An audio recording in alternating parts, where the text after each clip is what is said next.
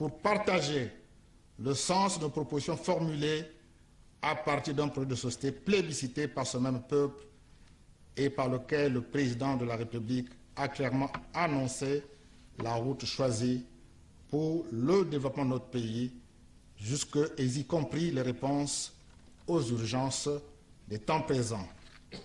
Ces urgences, honorables députés, constituent la dernière partie de ma présentation.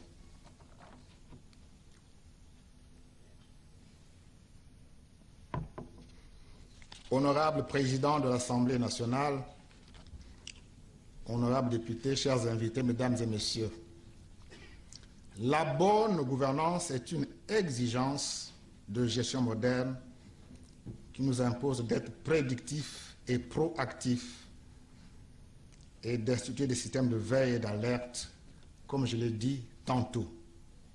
Ainsi donc, en toutes circonstances, notre approche attentiste pour réagir face aux événements, même les plus prévisibles, devra céder le pas à l'approche de l'action avisée, qui est de loin la meilleure, la plus économique et la plus efficace. En effet, réagir c'est bien, agir c'est encore mieux. Le président de la République, dans son discours d'investiture, nous a indiqué des domaines où des mesures urgentes sont à initier de manière prioritaire, dont notamment celui de l'emploi des jeunes. La fonction publique ne peut plus être le principal employeur dans notre pays. Des bassins de l'emploi sont à créer, notamment dans l'agriculture, le secteur privé de l'auto-emploi, économie numérique, petits métiers, artisanat, etc. Le Congo totalise 10 millions d'hectares de terres arables, dont à peine 3% sont exploités. Pourtant, le pays importe environ 80% de produits alimentaires.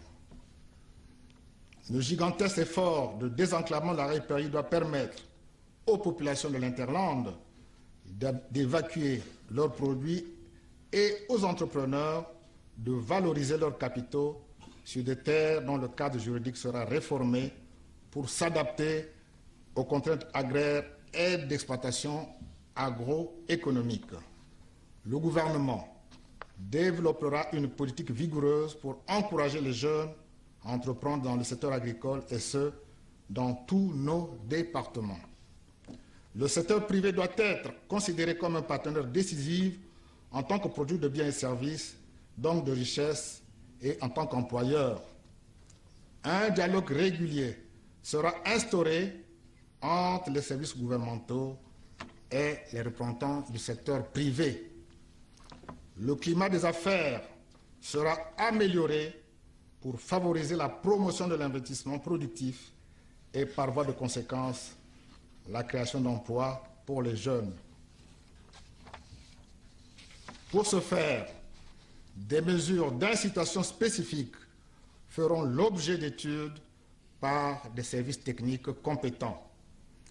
Les représentants du secteur privé seront sollicités pour recenser les emplois non pourvus, faute de trouver sur le marché des personnels qualifiés et pour nous fournir des prévisions sur leurs besoins en personnel qualifié. Un plan d'action pour l'emploi des jeunes sera élaboré à travers la mise en place d'un comité de pilotage. Il s'agira de mettre dans le trait de l'insertion professionnelle vers un emploi toutes ces personnes qui sont sur les différents quais, toujours plus chargés du fait de l'effet cumulatif du nombre de chômeurs. Ceci passera par la validation du modèle économique de la formation qualifiante. La modernisation du service public de l'emploi, en l'occurrence l'Office national de l'emploi et de la main-d'œuvre, ONEMO, doit s'accélérer afin qu'il joue son rôle premier d'observatoire et d'intermédiation avec l'environnement économique. Pour les emplois de proximité, c'est-à-dire des services à la personne et à la collectivité, mon gouvernement se chargera d'ériger une agence de l'économie sociale et solidaire.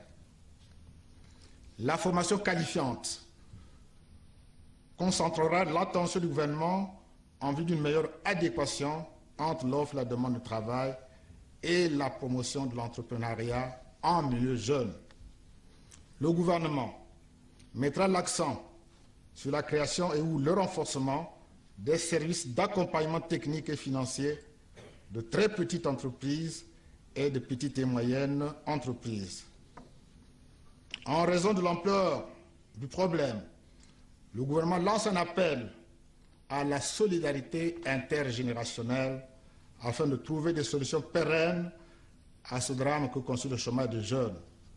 Tous les leviers du dialogue en la matière méritent d'être réactivés ou repensés. Des jeunes risqueront d'atteindre l'âge de la retraite sans avoir occupé le moindre emploi si nous ne parvenons à fédérer nos efforts de réflexion pour enrayer cette évolution insoutenable.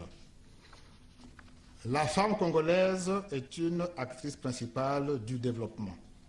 Mon gouvernement s'attachera à promouvoir l'autonomisation de la femme en créant les conditions favorables à son insertion socio-économique véritable.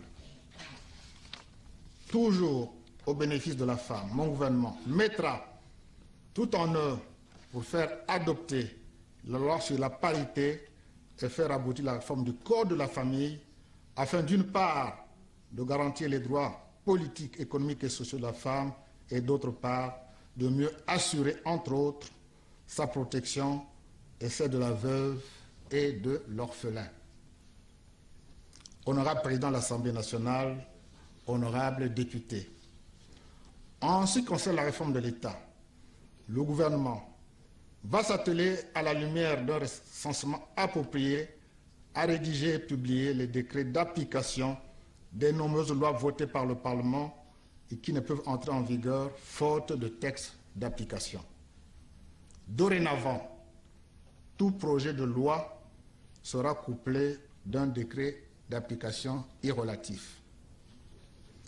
Le système d'évaluation et de notation d'argent de l'État, devenu obsolète, sera fondamentalement revu.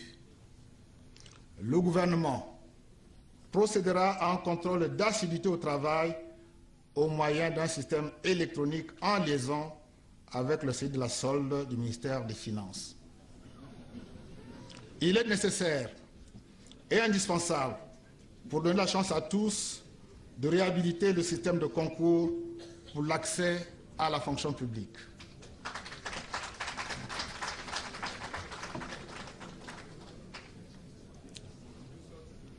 Le gouvernement étudiera en conséquence les modalités contraignantes de sécurisation de l'équité afin que la justice sociale recherchée à travers ce mode de recrutement ne dérive vers des nouvelles pratiques d'injustice. Honorables députés, les Congolais ont besoin d'un État impartial et équitable qui garantit l'égalité des chances à tous. Sans ce système social, beaucoup d'entre nous ne seraient ici dans les positions respectives que nous occupons actuellement, dont moi-même qui me présente devant vous. S'agissant des situations en instance, notamment les dossiers de recrutement et de retraite, qui connaissent des retards considérables dans les circuits administratifs réguliers, le gouvernement s'efforcera, dans la mesure du possible, d'apurer tous ces dossiers dans un délai raisonnable. L'impact de cette mesure sera pris en compte dans les budgets ultérieurs à compter de 2017. Afin de mettre un terme aux lenteurs administratives dans les administrations publiques, le gouvernement commettra à une équipe d'experts de produire un rapport sur la détermination des délais de traitement des dossiers des usagers applicables à tous et dans les meilleures conditions. Par ailleurs, le gouvernement s'emploiera à créer dans les meilleurs délais les conditions de mise en place des conseils consultatifs prévus dans les dispositions de la nouvelle Constitution. Honorable Président de l'Assemblée nationale, honorables députés, les personnes vivant en société ont besoin de vivre dans la dignité.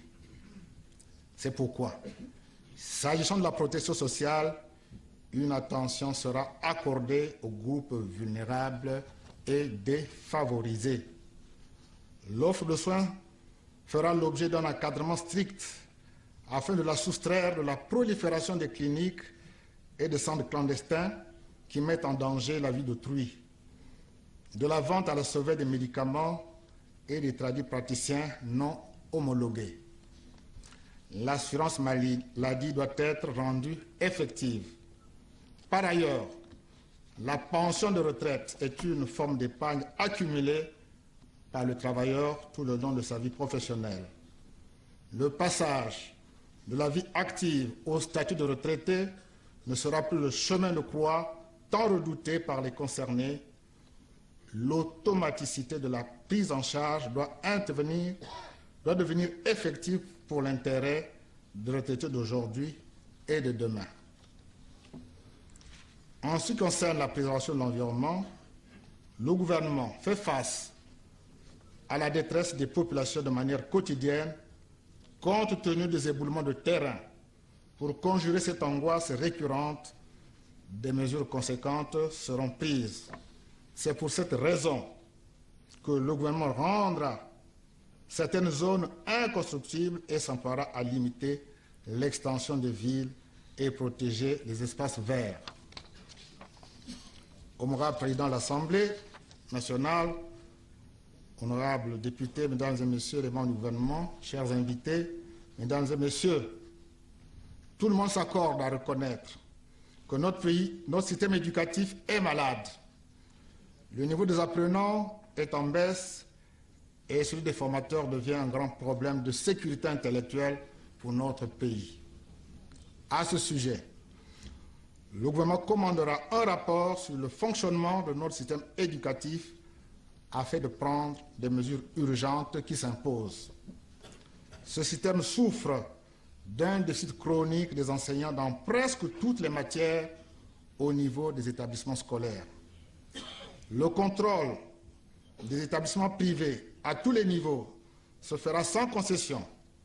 Ces établissements ont l'obligation de répondre aux normes requises en termes de contenu pédagogique, d'encadrement, d'équipement, de sécurité, etc.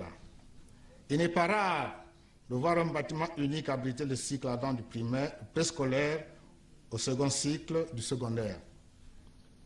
Le gouvernement initiera une étude pour créer un corps d'enseignants itinérants afin de pallier le déficit et s'attellera à inventorier toutes les solutions qui permettront d'augmenter le parc de tables-bancs dans nos écoles. La sécurisation des écoles publiques sera systématisée. La migration des fonctionnaires vers les organisations qui leur génèrent de revenus autres que le salaire sera encadrée strictement par le gouvernement. Un autre centre d'intérêt avec l'effort à soutenir pour éviter la pollution psychologique des enfants et l'idée de la déchéance précoce de la vie par sa négation ostentatoire. Dans ce sens, le gouvernement agira de telle sorte que l'érection des établissements scolaires à proximité des sites, des morgues et ou des cimetières soit prohibée. À propos des cimetières, je vous fais observer, honorables députés, le paradoxe qu'entretient notre société avec d'une part la forte vénération des morts et d'autre part l'exaspérant abandon des cimetières dans l'oubli et la saleté. Le gouvernement étudiera avec les collectivités locales les idées de projets et les moyens à mettre en œuvre pour sortir dignement de ce paradoxe honteux et étouffant. Honorable Président de l'Assemblée nationale, honorables députés, il est un devoir et une responsabilité de créer des conditions en vue de l'amélioration de la desserte des villes et des campagnes. Mon gouvernement poursuivra l'opération de desserte des villes et des campagnes en eau potable et en électricité, en augmentant les capacités dans les villes par la modernisation des réseaux de distribution. L'accélération de la mise en œuvre des différents projets d'électrification rurale et leur prolongement par les investissements publics et privés devra atteindre l'ensemble des localités rurales.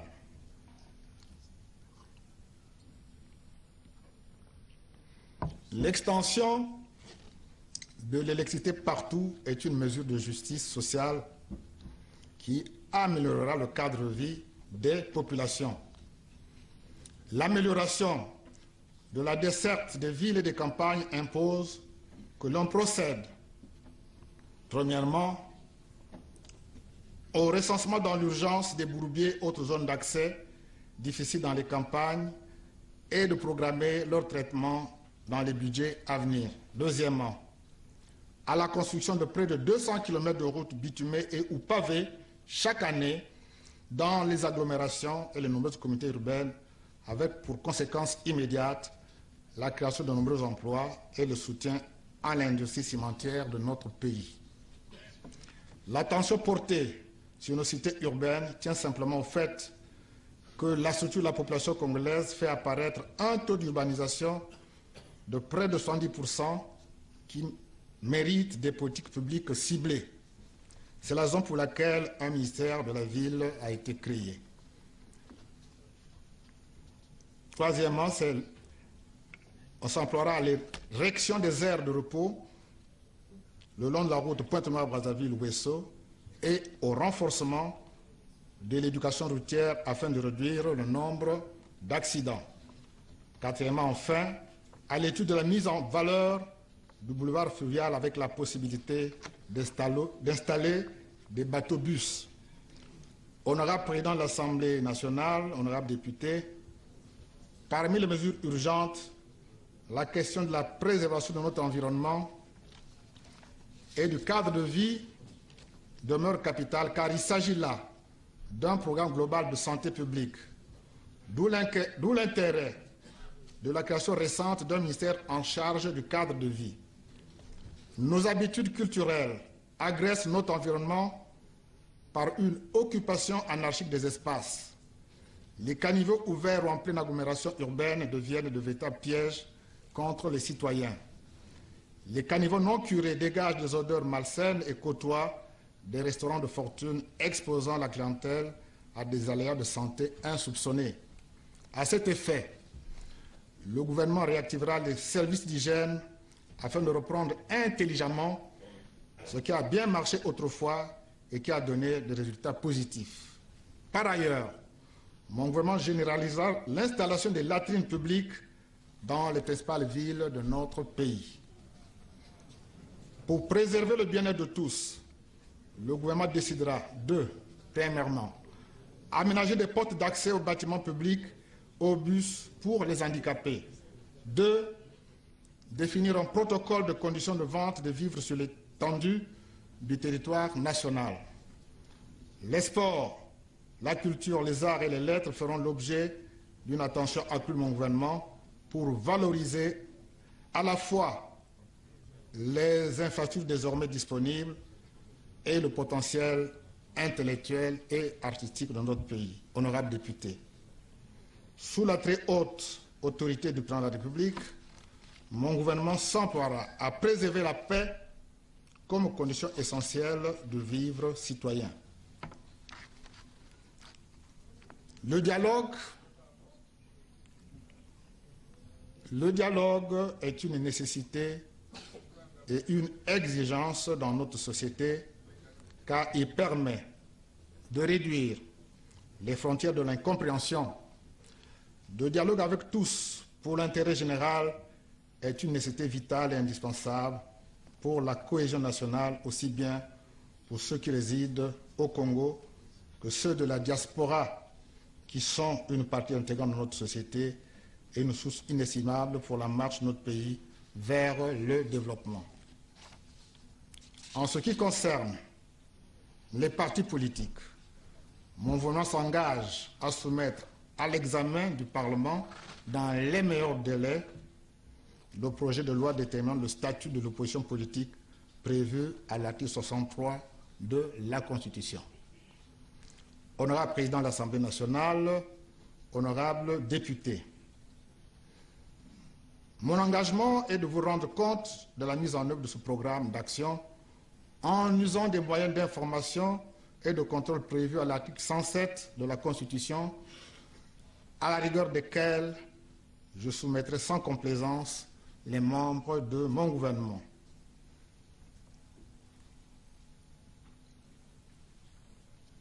Avant de terminer, honorables députés, et parce que le retour de la fonction de Premier ministre dans l'armature institutionnelle d'autres pays nous renvoie aux illustres figures de mes prédécesseurs, dont certains étaient de célèbres parlementaires, permettez-moi de rendre hommage à Jacques Opango, Fulbert Youlou, Pascal Lissouba, Ambroise-Édouard Mazalaï, Henri Lopez, Louis-Sylvain Goma, Ange-Édouard Pungui, Alphonse Souklati Poiti, André Satabantou Milongo, Maurice Stéphane Alfred Bongonoara, Claude-Antoine Dacosta, Jacques Joassoyombi Opango, Charles David Ganao, Bakana Kolelas et Isidore Vouba. Ils ont tous mis leur dévouement au service de la grandeur et de la souveraineté de la République du Congo, qui reçoivent ici, par ma voix, la reconnaissance de la nation. Honorable Président de l'Assemblée nationale, honorable membre du bureau, honorables députés, mesdames et messieurs, les membres du gouvernement, chers invités, mesdames et messieurs, je donne tout le sens à la maxime qui définit la gouvernance comme étant l'art de prévoir, d'anticiper et d'être en harmonie avec la force de la nature. L'impératif de prévision nous oblige à comprendre que nous sommes dans un relais temporel et que nous ne sommes modestement que la suite de ce qui a été ou de ce qui est. Nous sommes les héritiers des grandes figures de notre pays qui ont façonné notre histoire, nos lieux de libération et d'affirmation de notre dignité. Nous sommes les frères, les sœurs, les filles, fils et petits-fils de ceux qui ont lutté pour notre liberté. Nous sommes le pays des grands artistes de notre continent. Nous sommes le pays des grands intellectuels et écrivains. Nous sommes le pays de la musique, de la joie de vivre et de la tolérance. Nous sommes cette Afrique qui espère, qui tend la main pour coopérer et cultiver la paix. Nous sommes le Congo dans sa splendeur et sa diversité. Nous sommes le pays de la beauté variée de ses paysages qui s'adossent sur le Congo mythique des origines, deuxième fleuve du monde par son débit. Nous sommes le deuxième poumon forestier du monde. Nous sommes une des frontières merveilleuses de toute l'Afrique avec les Amériques par l'océan Atlantique, porte et fenêtre de notre continent. Et pourquoi pas le dire, nous sommes le monde en miniature. Telle est notre identité qui doit sans cesse renouveler notre volonté de vivre ensemble, de travailler ensemble, de bâtir ensemble et transmettre ensemble les idéaux d'une République forte et solidaire sous l'autorité du président de la République, son Excellence Denis Sassou Nguesso. C'est donc à travers des efforts à produire dans l'unité que nous sublimerons le travail afin de consolider le progrès. Ainsi dit, il me reste à remercier infiniment la représentation nationale pour sa cordiale et bien aimable attention. Vive la République, vive le Congo, je vous remercie.